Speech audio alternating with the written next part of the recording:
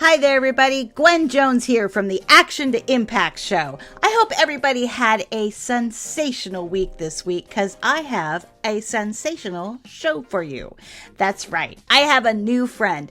Jacob Kurtzer is joining me. Who is Jacob? Jacob is the Senior Strategic Advisor in Washington, D.C. for the International Committee of the Red Cross. What a title. I even joked with him that that's quite a business card, if you could even fit that on a business card. Anyway, Jacob has some really strong connections with my beloved Rotary. He has some really strong connections with doing action into impact, and he has some really enlightening conversations for me. Like, just starting with the Red Cross. I thought it was just the Red Cross. Well, we're learning today about the International Committee of the Red Cross. We're learning not only about the Red Cross that's around the corner, but the Red Cross that's around the world, and the Red Star, and the Red... I'm giving away too much. Let's get to the show, shall we? Thank you so much for joining me for the conversation. Let me introduce you to the whole world of the International Committee of the Red Cross. And as always, I thank you for listening. Hello, everybody. Well, I am super excited because I get to meet a new friend. Jacob Kurtzer is with me today, and his official title, at least he's got a title, you guys. He's the Senior Strategic Advisor in Washington, D.C. for the Red Cross. That's quite a business card, don't you think? And first of all, what an honor to have you on the show. I think all of my listeners know the Red Cross, but Jacob's going to take a little time and talk to us about what the Red Cross is doing, where it's needed, and where is some places like, for instance, Sudan that a lot of us maybe forget about, including myself, and how the Red Cross is turning definitely their actions into impact and have for quite a few years, I would say. Jacob, welcome to the show. It's wonderful to have you. Thank you so much. It's really it's a pleasure to be here. We didn't talk about this at the beginning, but I hope we will later. I Oh, do have you're gotchaing your I'm a host gotcha. I already. gotcha the Cool, host. let's do Yeah, no, it. I wanted to say uh, I was very privileged and lucky to have had one of Rotary's World Peace Fellowships. I studied in Brisbane, Australia in 2010 and 2011. And so, anytime I had the opportunity to engage with Rotary or Rotarians, the first thing I always want to do is say thank you because Oh, that experience, which enabled me to get my master's, was really an exceptional experience for me. And in addition to, the educational experience I had and the work experience I got through that program, I also got to learn quite a bit about Rotary and Rotary International and the work that it does. And so I do hope we can talk a little bit about that later, but I just wanted to start with a quick thank you to you. I know that the contributions from each and every Rotarian go to support that program and many others. So yeah. just start with an expression of gratitude. Oh, well, thank you right off the bat. No, that's wonderful. And so that almost seems like a precursor to say you were a peace fellow, now working for the Red Cross. It was just like this natural progression in your life. Does that sound about right? Yeah. Yeah, the way that fellowship program works, it's early career, and so Right. prior to the fellowship, I had the opportunity to work in Congress. Even in college, I volunteered at an organization called the American Anti-Slavery Group, and that informed some of my work in Congress, where I had taken an interest and was given the opportunity through my congressional office to learn about the humanitarian sector a little bit. I visited Haiti twice in the early 2000s. Wow. We worked a little bit on the disaster response in Indonesia after the terrible tsunami. That was a tsunami, right? Yeah, Yeah. exactly. And Aceh was the specific impact place in Indonesia. And then I worked for Refugees International, an NGO based in Washington, and it was off of that experience that I was able to apply in and be accepted into the fellowship program. And the fellowship program then gave me some of the academic credentials and the network that I was able to use when I joined the International Committee of the Red Cross for the first time in 2011. And Wow. so there's certainly it was like a booster, right? I had been doing some of this work already, and then I was able to get that master's degree, take some time out of the working world to study and reflect on some of the things that I had already done, and use Hmm. that to inform my future work with ICRC and others. So, what makes somebody like you? I mean, I mean, did you have parents that were very caring? Were you always like the kid that was saving the squirrels that fell out of the tree? Were you always I mean, because that's a long time. That is a very storied career and it's still going. Were your family always kind of this type? It just was inbred in you to be this way? So it's an interesting question. I was raised, my father worked for the US government in the Foreign Service, and so we had the Okay. opportunity to travel overseas. So I think there was already an inclination towards international, you had an international gaze, right? Right. Looking and seeing what happens overseas and having a real understanding that even if it's not immediately obvious, what's happening over there does impact our lives. Huh. As a foreign service officer, as a diplomat, also very much focused on the pursuit of peace, of negotiations between different parties that were in conflict and trying to pursue peace. But that was kind of the obvious thing. But one thing that in my childhood, I think a lot more about some of the things that my mother did. There's the obvious diplomat part, but Right. my mother was very involved in her community, and she took on some charitable endeavors, which were, complex and complicated. And one of the things that she specifically did was she worked with a group of people that took care of people's bodies after they passed away, so that they could be Wow. buried consistent with the religious tradition. And that kind of work, it's unseen for Very much most. so. It's Right. very, very difficult. I mean, Hmm. physically and emotionally, that's a difficult task to go in and clean a body of someone who's passed away. Right. But it's also in some ways it's so important to the loved ones And of the people intimate. left Yeah. behind. It's Right. intimate, but you think about when people are experiencing their worst moment. They've just Right. lost a loved one. To know that there's a community of people around who are going to care not for the living, but for the deceased, so that they can be buried Wow. with dignity, so that they can be buried in accordance with your cultural or religious traditions. And that's something that always stuck with me, that she did that volunteer work. Mm. And I've been thinking about it a lot recently in the context of my work with the ICRC. So that's the Right. acronym I'll use for my Red Cross. So we could talk about the Right. different Red Crosses later. No The problem. International Committee of the Red Cross this is one of the areas of humanitarian work that this organization does that I think is really, special is a weird word to use for it, but I think is really incredible. We have this expertise in handling of mortal remains and in forensics.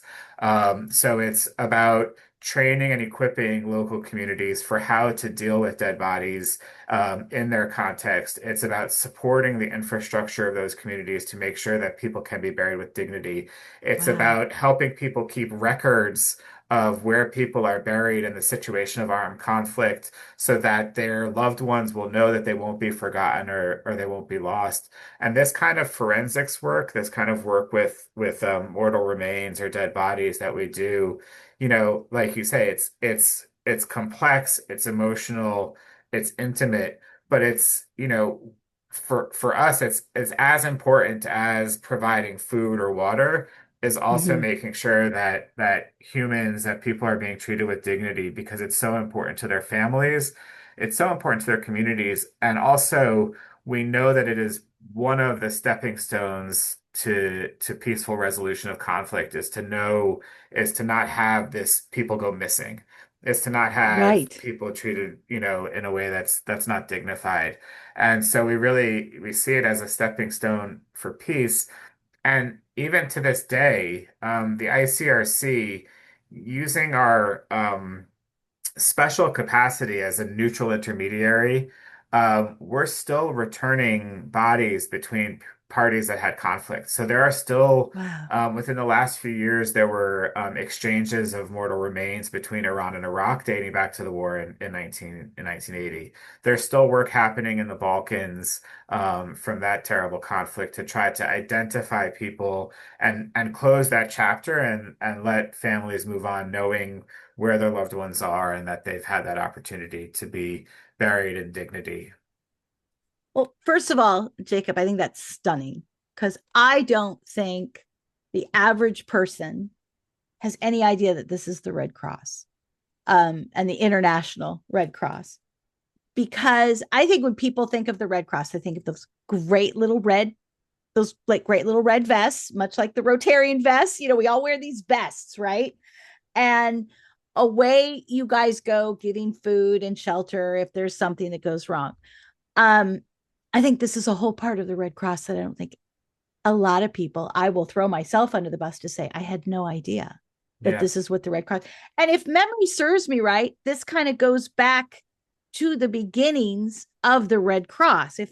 And please correct me if I'm wrong, but I think the modern day dog tags that our military use, I believe was started in the Civil War by the beautiful lady, I believe, that started the Red Cross, the whole idea of marking bodies to find out where they came from so their loved ones could have them. Is that right? Am I getting that little Yeah, history there's nibbit right?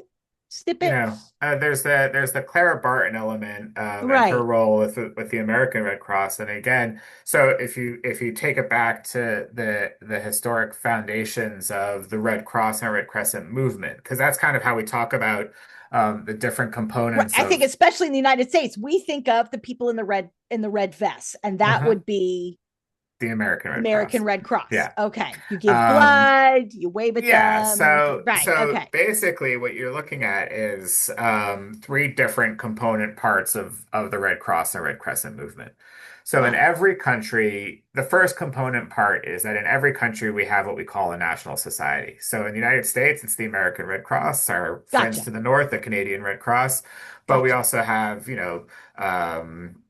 the Colombian Red Cross, and in the Middle East, you have the Yemeni Red Crescent Society, and in Oh, Red Myanmar, you have the Crescent. Red Cross. Okay. Yeah, I so there's the like Red it. Cross and Red Crescent. I like it. Okay.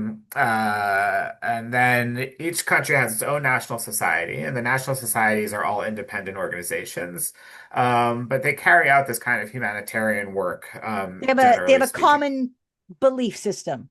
Is that Exactly, a and I'll okay? talk about that in a second. Then you have a federation of all of these national societies, the International Federation of the Red Cross and Red Crescent. And then you have the ICRC, the International Committee of the Red Cross. The ICRC is Gotcha. a voluntary, independent organization based in Geneva, Switzerland. And we have our mandate is written into the Geneva Conventions. So Gotcha. all the Okay. states in the world have signed the Geneva Conventions. And in that document, it gives the ICRC the responsibility and the authority to do a couple of things. The first is to respond to humanitarian needs in situations of armed conflict. They're red Um, vests. Right. yeah, Okay. so that's what you would see on the nightly news, and in Sudan or in elsewhere, you would see ICRC colleagues with our logo. It's a little bit different. It has a circle around the cross. Right. And that's where, that's the organization that acts in situations of armed conflict, wars between states or between two different parties. Um, One of the interesting things about the network is we always try to work internationally with our national society partners. So that's always going to be the organization that we'll work with, primarily because we're part of this network. And the network is based on a bunch of principles. So we talk about in the ICRC, we use an acronym. There's a lot of acronyms at work. We use Oh, an honey. acronym. Same with Rotary. Yeah, we got them. Yeah. So we call it NIHA, right? So it's neutral, independent, impartial, humanitarian action, right? And neutrality, impartiality, independence, humanity, those are some of the core principles of the Red Cross and Red Crescent movement. There are three others that are unity, uh, voluntary service, and universality. And Okay. those principles, they inform the totality of the movement.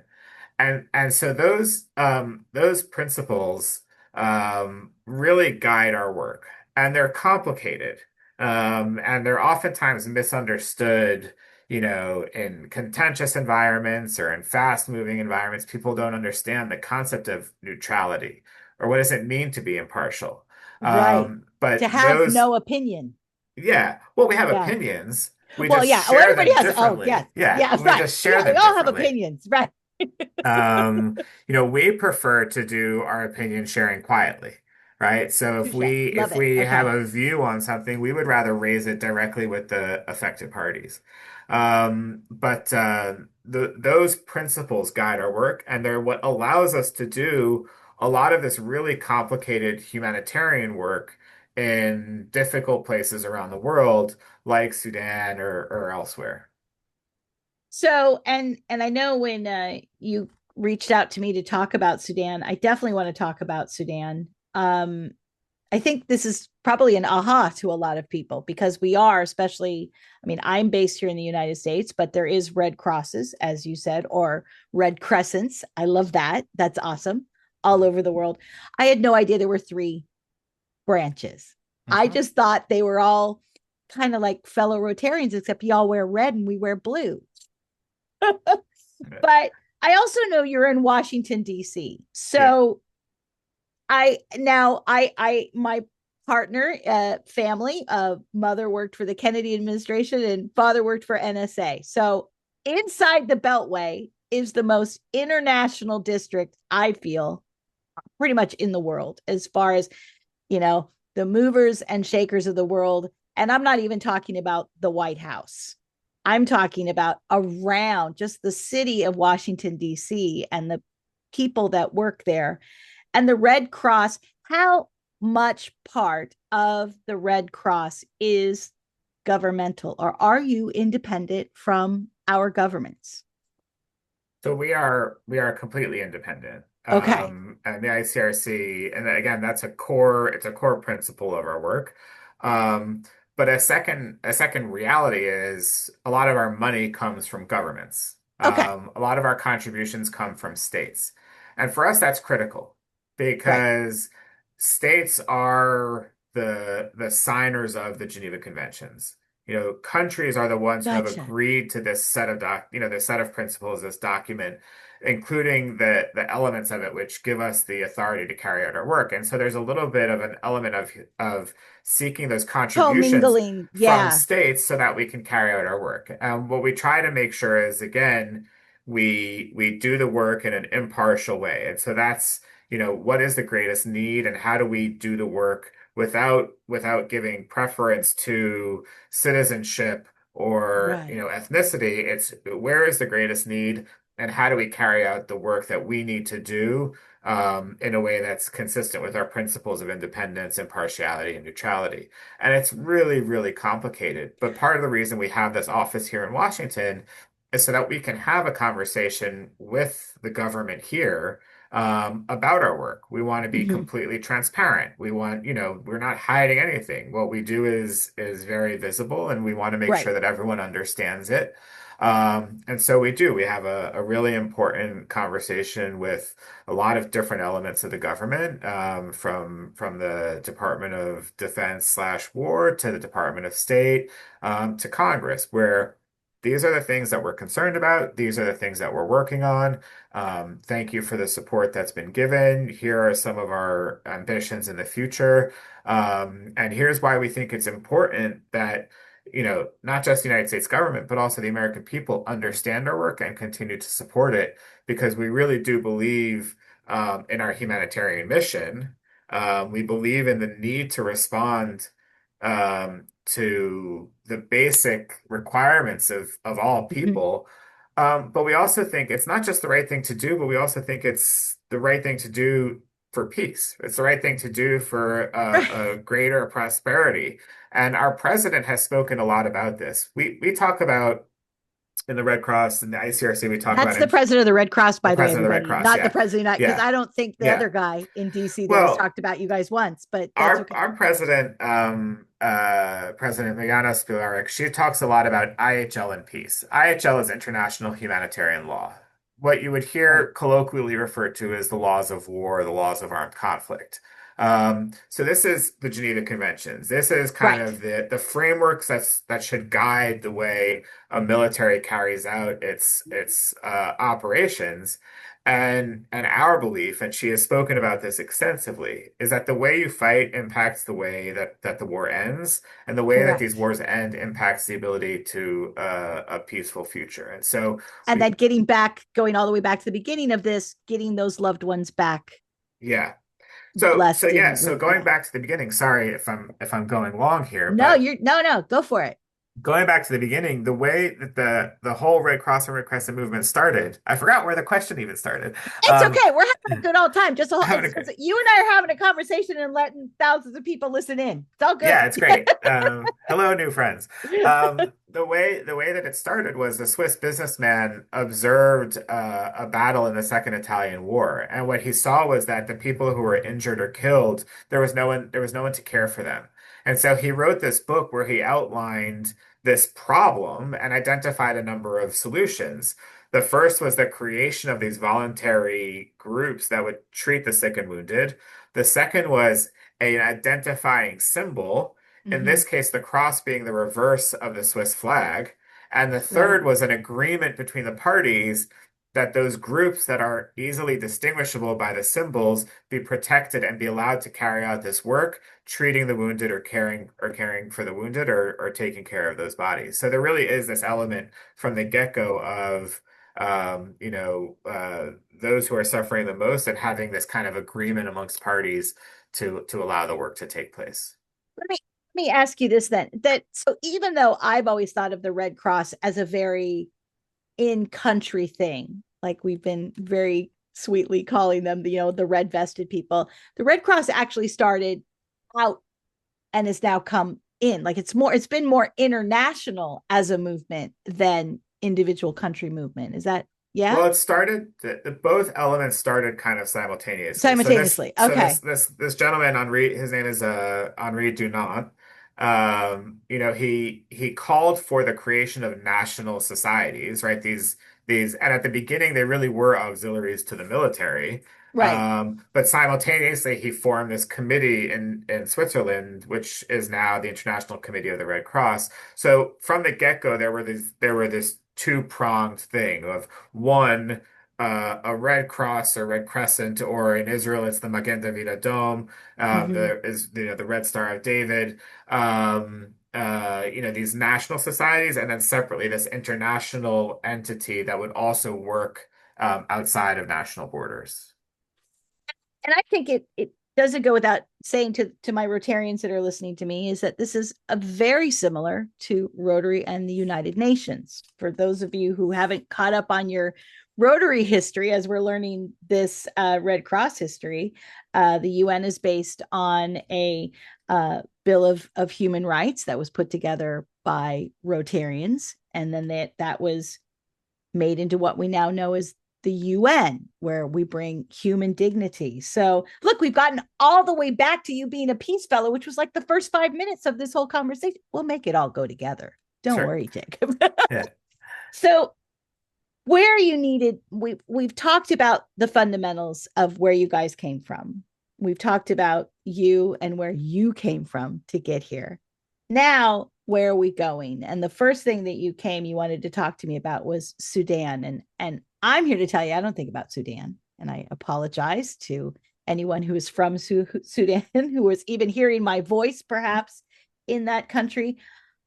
But you're saying we should be paying more attention to this beautiful country. Is that true? Yeah.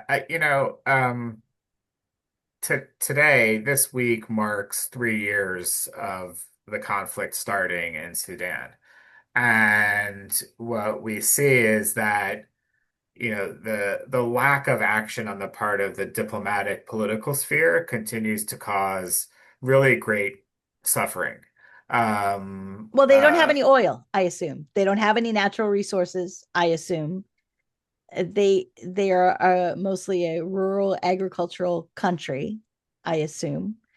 And this is, you can all send me the hate mail. Jacob didn't know I'm saying this. Yeah, but they have no value to save. And those are my words. But I think they go out of the circumference of the news cycle because where is Sudan and what is Sudan? And a 3-year conflict, what conflict? I think that's where people would really start. yeah. Well, what I would, and I respect the listeners, you know, so a flag, some of this is hard to hear, right? 11 million people in Sudan have been displaced, moved from their homes. Wow. 4 million people have crossed borders seeking safety in neighboring countries, Chad, Egypt, Ethiopia. Um, Is this a civil war? What happened 3 years ago? I think I should back up and ask then, Jacob, what is going on in Sudan that has started now 12, 24, 36 months ago? I mean, the history here is quite long and complex. Okay. Civil wars is terminology. We as a legalistic organization, I mentioned, we have the IHL component, we have the humanitarian component. Right. We sometimes use different language. So what we would call it is a non-international armed conflict. None. Um, Okay. So I mean it's uh, just you in know, itself. yeah, and Okay. sometimes, the legal descriptions they don't do justice to the humanitarian impact. They don't do justice to what's happening. They're frameworks that we use to make certain decisions about our work, about our engagement with the different sides. But yeah, you have, to keep it quite simple, you have a split between the armed forces and the political leadership that's unfortunately spiraled in such a way that you now have really devastating human consequences for the men, women, and Wow. children across the country.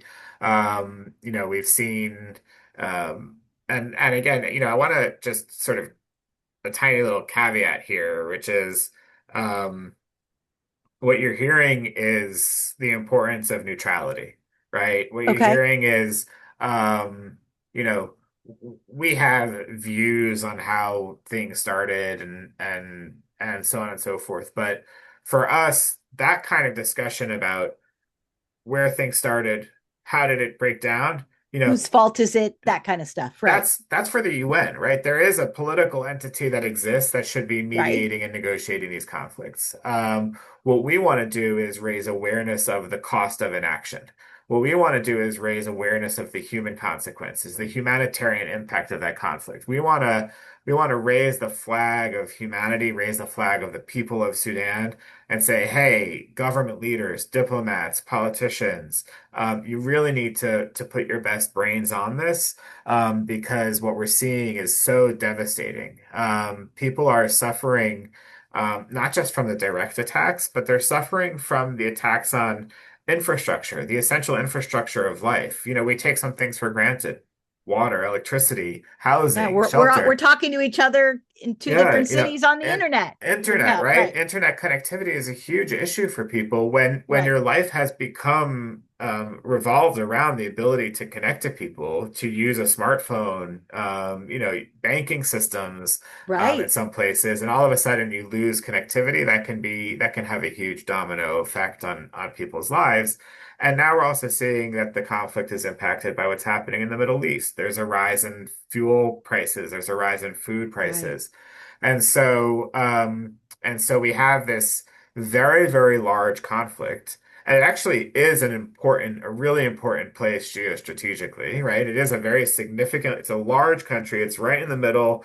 There's a lot of interest there. But for us, what we're talking about is, the human cost of war, the human cost of inaction.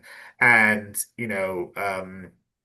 one of the things that we take a particular interest in is our volunteers, Right. the Red Cross, the ICRC staff, but also the staff of the Sudanese Red Crescent Society, and we know 22 volunteers have lost their lives already trying to help Wow. others since the war began, and that's really tragic when the helpers themselves get caught up and get hurt or killed tragically. It has a huge impact on the ability to continue to respond. And so, when we approach someone like you and your audience, um, what we're really trying to do is to make you aware, Right.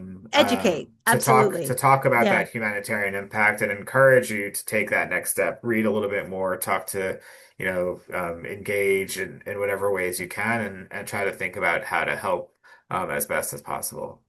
And I think I mean, Rotarians are incredibly generous. They are, Rotaries in more countries than the UN. So we're out there, we're doing stuff. But I do have to admit, we do the pretty stuff. We need a well over here, and we need education and books over here. And what you're saying is that the Red Cross is really getting their hands dirty in a totally neutral way. And again, I don't think a lot of my listeners think of the Red Cross that way, or in the initials that you say. ICRC. ICRC. Yeah. Yeah. Okay. And It's a because mouthful. yeah, no, it's okay. I love it. But you bring up this, you said cost of inaction. So, where some other areas besides the Sudan that right now we're having a huge impact of this cost, this very expensive cost of inaction? Because when you're saying cost of inaction, you're not saying money.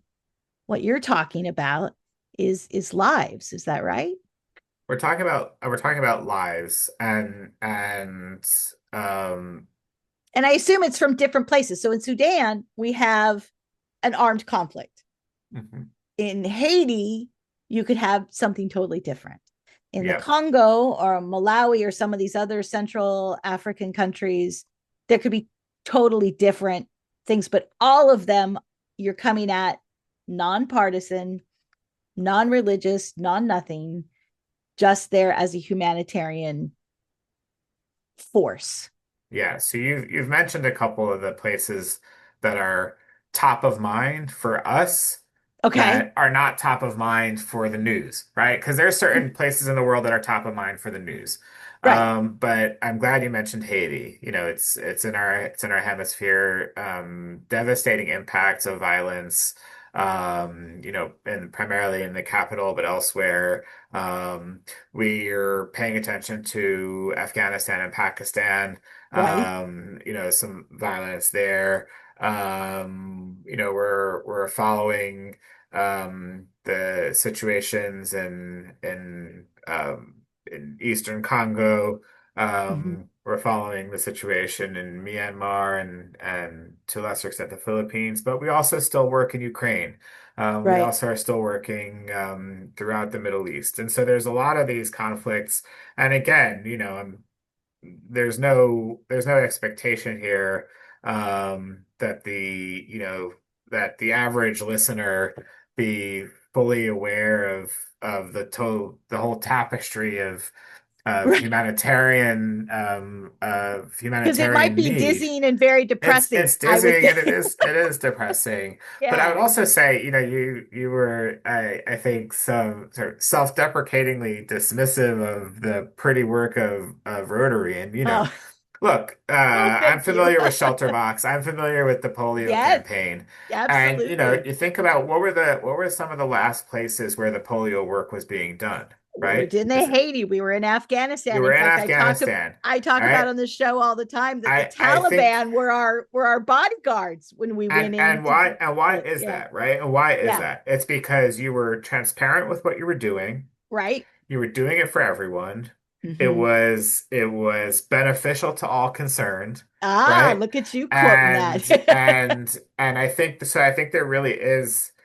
You can draw an analogy to the way we work, right? Which is Right. often it's very misunderstood and it's complicated. People will say, well, why is the Red Cross? Why are we giving, why is the Red Cross working in that place? Why Wow. are they Okay. there? Yeah. Why are And they there? Like, what's yeah, the, we let may them have a work it we out. have a Right. preconceived, we have a perception of that place. Why are they working with that group?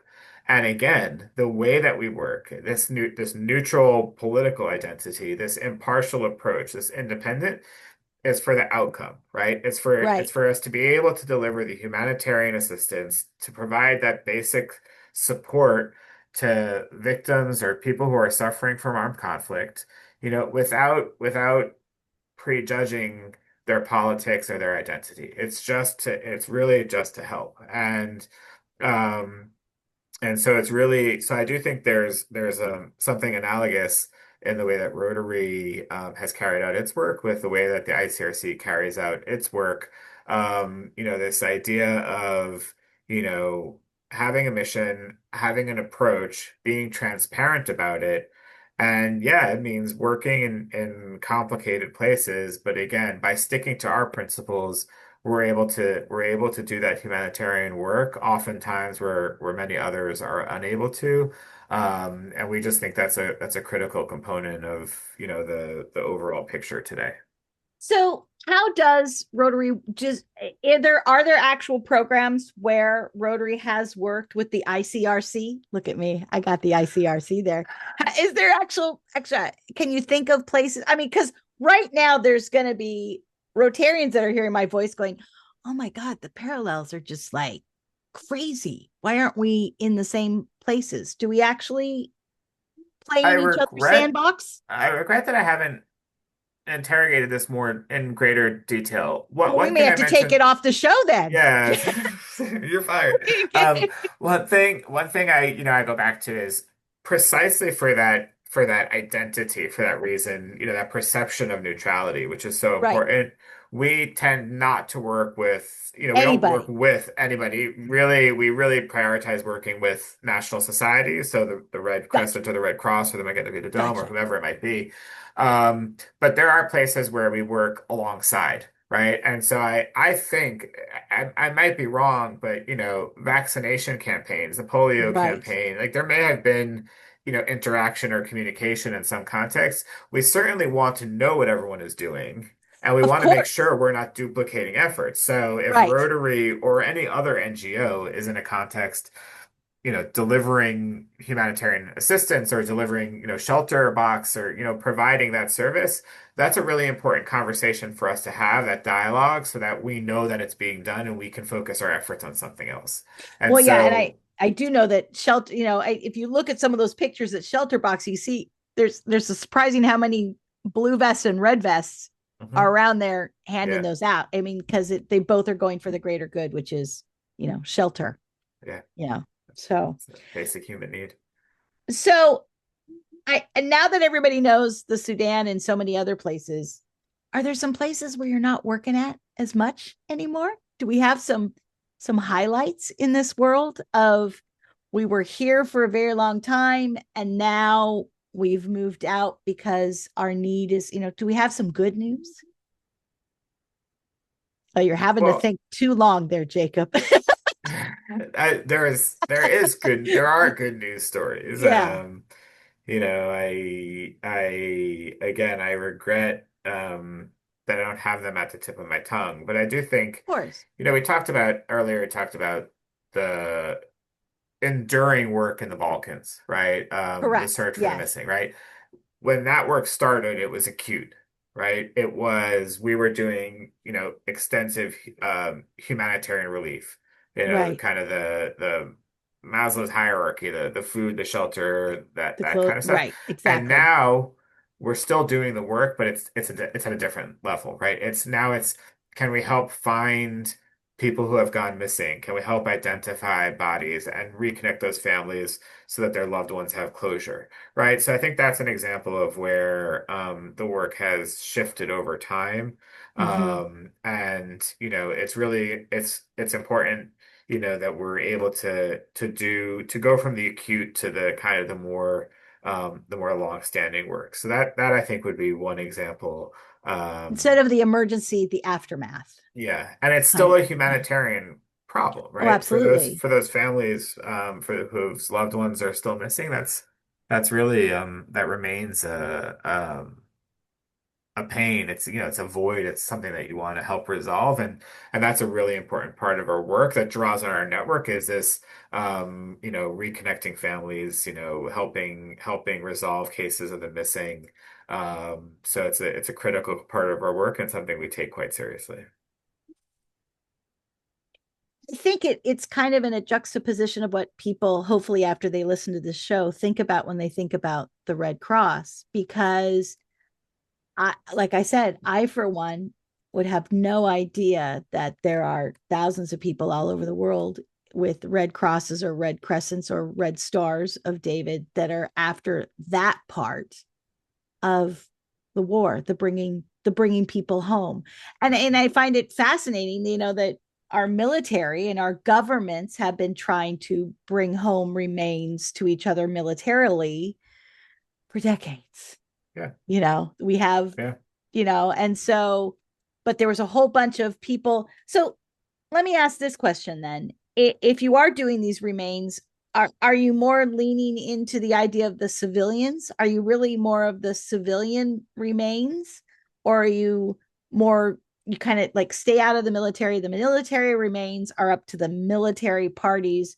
We're after what unfortunately that conflict did to the rest of the world. With Is that a fair statement, or do you do anybody? Do you take care of No, anybody? I think it's the second part. Okay. A lot of the initial Geneva Conventions, and in fact, in the initial standing up of the ICRC, it was very much focused on the combatants. It was focused Okay. on the soldiers and the fighters. Right. And so that work still carries forward. One of the things we do, that is well known is visit prisoners of war, right? Because the Geneva Conventions have rules about how you treat a prisoner of war. Mhm. And so visiting, POWs or places of detention is the kind of the terminology we use is a very important part of our work. And so again, there is in fact a very significant focus on the fighters, but also in other contexts where tragically civilians have been killed or gone missing. We certainly carry out that work with the same rigor and effort. But I mentioned earlier, the Iran-Iraq War. That's the return of soldiers, right? Of Right. combatants. Okay. Right. And so it's very much, both elements are we work on both elements, and all of it's taken seriously because that's just the nature of the work and the nature of the conventions and the nature of that legal framework that underpins our work and this idea that the humanitarian principles, the humanitarian response applies to everyone. So I have a couple more questions for you. And Jacob, I'm really honored that you've came on the show. And I think a lot of people are probably borderline gobsmacked at the whole idea that this is a whole kind of different idea of what we think of at the Red Cross or the ICRC, as why I'm learning the lingo.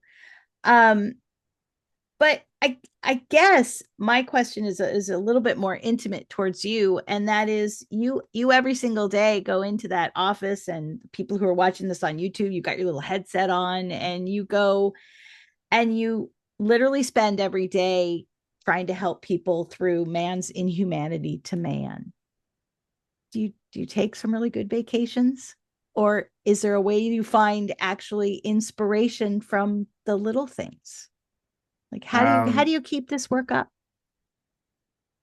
I think I can only speak for myself, Please. but you know, I draw a lot of inspiration from my colleagues. I've had the opportunity to work for ICRC overseas in a number of different places. Um, uh, I worked in a variety of our other delegations. Um, I now have the luxury of doing this work from Washington, D.C., from a nice air-conditioned office. Right. And when I've been in those places and I talk to our colleagues who are, nationals of the country that we're working in, they take inspiration from their friends and family, from the people who aren't working for the ICRC, who are also trying to help, their communities in whatever way they can. So I think, first and foremost, I think I don't use the word lightly, but I do think it's a privilege to be able to do this work. And knowing that there's so many people who are doing it. Um, and it can be draining. And, I do think that one thing there, you know, you don't have to say they have it worse, right? And Right. therefore I am not entitled to complain. But I do think having some perspective is important. When I was in my last assignment, I also knew that there was an end date, right? And I was able to come home, Right. or to go somewhere else. And so I think maintaining um, that, allowing yourself to feel empathy and to feel pain, and so is important, and maintaining perspective is also important. And I don't know I don't know if it's considered trite anymore, but you think about Mr. Rogers and the look for the helpers, right? You think of it's looking at the picture and seeing the amount of conflict and the amount of pain can be very discouraging. But it's a little bit of a shift of perspective to say this is happening, and there are still people who are waking up every day saying, "How can I help someone else?" And I think drawing motivation based on that is really important. And look, we have people in this organization care quite a bit. Yeah.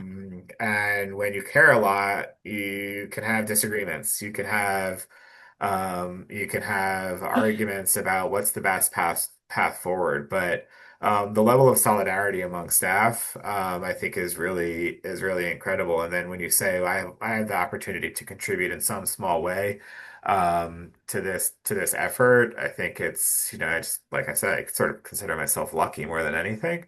Wow. And I think about when anything, when there's a newsworthy event, Okay. what you'll hear is people asking you. So, you know, when I'm in my last assignment, I was based in Tel Aviv, in Israel, covering Israel and the occupied territories. So Israel, West Bank, Gaza, Golan, and when there would be something, there would be an impact of a missile or whatever in Tel Aviv, I would get messages from my colleagues in Gaza saying, "Are you okay? We're so worried about you." Right? Right. And when the conflict in Iran starts, the colleagues in my office are messaging their peers in Tehran saying, "Are you okay? We're worried about you." And then, in Washington, when we see something happens, there's really this sense of solidarity, and we're one team, we're all working together. And so, to be part of that it's actually quite incredible. Well, Jacob, I all I can say is that someday I would love you to be unemployed and that we wouldn't need a Red Cross and we wouldn't need an international the ICRC to, in a perfect world, we're not hunting down remains and we're not. But until then, to know that there are people like yourself and the people all over the world, the helpers. Thank you, Mr. Rogers. It makes me feel better. Um, Last question. Because I say a couple more questions. It could be two, could be eight, but this is going to be your last one, I promise. And that is, how can we help you? How can is it is it giving blood? Is it giving a check? Is it donating stuff? Is it all the above? Is it I know in our foundation you can give to Polio Plus or you can give to um Peace and the Peace Project. So if I wanted to help in the Red Cross or the ICRC, what do I do? Yeah, look, I think you know, I forget the direct translation, but each in their own way, each according to their own means, right? I think, Gotcha. the first and most important thing is I think we used the terminology before about, forgotten crisis or, we live in an attention universe, the attention economy. And I think, again, not every citizen of the world needs to have an in-depth knowledge of every humanitarian crisis, but taking that time to understand what's going on in some of these places in the world and paying attention and engaging and thinking about it is critical. Um, I often in Washington we do a lot of coffee chats, especially with people trying to get into the field or whatever. And I say, a lot of this it all starts at home, right? And so I do Okay. think I can see a direct connection between volunteering at home and improving the health of your own community, uh, and the impact that has globally. But I think for people who are more engaged politically, encouraging your elected officials to pay attention, to care, I think is really important. But projects that Rotary itself does, like, the polio campaign, like the peace and efforts like Shelter Box, I mean, I think, you know, continuing to invest that energy, right? Again, the entirety of the humanitarian sector is struggling, both because of the Right. amount of conflicts that there are and the amount of need and the economic pressures and so on and so forth. And so I think continuing the work that you're already doing and filling that gap and making sure that those projects are carried out and that, the other organizations that are working in those places know about them so that the resources can be directed elsewhere. I think that's really, really critical because there's more than enough work for everyone, and we all want to be unemployed. Um, but I know. um, but yeah, I mean, sort of keeping up what you're doing, paying attention to what we're doing, calling us, asking us questions if you've got them, we're happy to answer them. And then yeah, trying to find a way towards a more, peaceful and And beautiful yeah, future. beautiful future. Yeah. So everybody, Jacob Kurtzer from Washington, D.C. See, good stuff is happening in Washington, D.C., people. And it's a beautiful city, and the cherry blossoms are probably out as we speak. My friend, it's been an honor to talk to you. And I thank you so much for being on the show. And I thank you so much for really, opening, I hope, not only my eyes, but a lot of eyes all over the world. Thank you so much. I'm excited. ICRC. That's what I'm using from now on, sir. I promise. Amazing. Thank you. Thank you so much for having me on. And for the people who are listening at home, thanks for listening and thanks for your work as well. The action of inaction. Okay, that's what I'm gonna leave you with. That's what I'm gonna leave you with. I mean, Jacob told us a lot. Okay, he wants you to be a part of the world. He wants you to be a part of the solution. He is Rotary made. Okay, so a quick shout out to the Rotary Foundation. Hey, you guys, that's where your money goes, to somebody like Jacob, who can start us off with that. And by the end of the conversation, remind us that the biggest thing that the International Committee of the Red Cross is fighting against, for no better word, is the action of inaction. So, hey, thank you, Jacob. And thank you out there for watching or reading or listening to the show. It is because of viewers like you that this show is possible. So if you like the show, subscribe, tell a friend, the usual YouTube multi-generational platformy stuff. We definitely appreciate it here at the show.